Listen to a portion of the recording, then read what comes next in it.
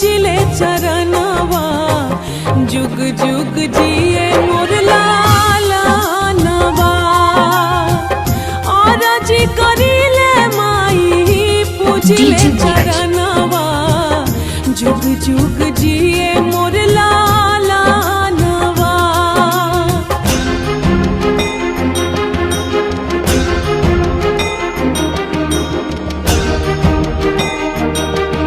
DJ Viraj